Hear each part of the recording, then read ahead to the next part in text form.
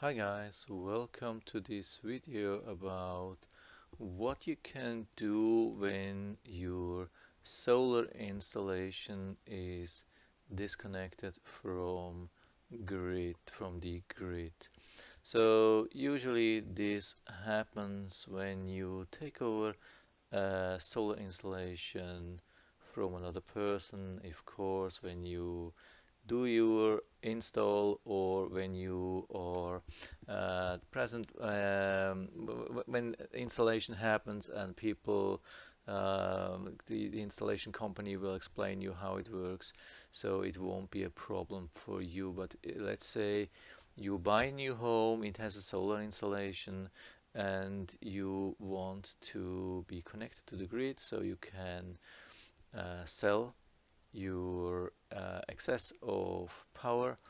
And yeah, then when you're disconnected, you can't sell it. So usually when you buy a new home or you are a renter and renting a home which solar, and so is the power you sell to the grid or to the power company, you can lower your bill, and when it's disconnected you can't lower your bill. You probably still can use your internal power. I'm not 100% sure, but I think you will still be able to use your power, but you can't sell the excess. So this is my installation. Here we have I think it's called inverter. Here we have power meter. It shows about the same numbers as this Sonny Boy SMA, I think it's called.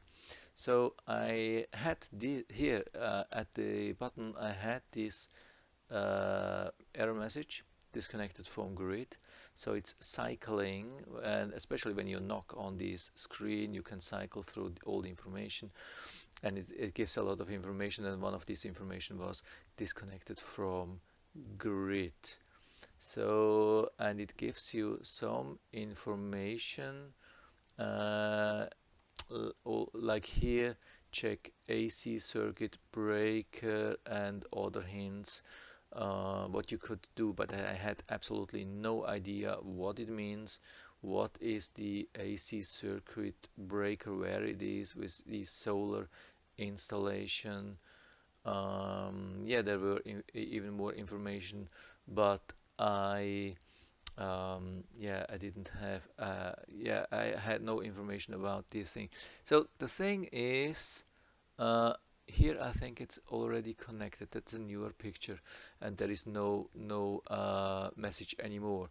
So here it looks like it should be, and you see this is probably the breaker, and you see it's connected. On the old picture you see it's disconnected here. So you need to find a box or something where you can turn it on. And I was not sure if this has to do with the contract. I mean, of course, you need a contract, or to take over an old contract to the power company, like here in Florida, Duke Energy, so that you are able to sell your excess power. But I think it's not related, it's just the box. So what I did, I went outside where all the power stuff is, and there were a lot. I mean, some stuff were related or are related to the irrigation system. I think it's this, all the stuff here. That's the power meter for, yeah, just the power. There's an extra cable because we had a problem with the grounding, I think, but outside of the home. So yeah, that's all the stuff. And what I found, that's this box, and there was a written message like solar. If you see photovoltaic AC disconnect, and I thought, yeah, that could be the thing. And I opened the box, and yeah, there's some description about that. I don't know, safety rules, and so I didn't read that. So I just opened it and looked into that, and I couldn't see any kind of breaker which you have like in a normal electric panel. It looked a little bit strange for me. I'm not an electrician, so I had no clue what to do.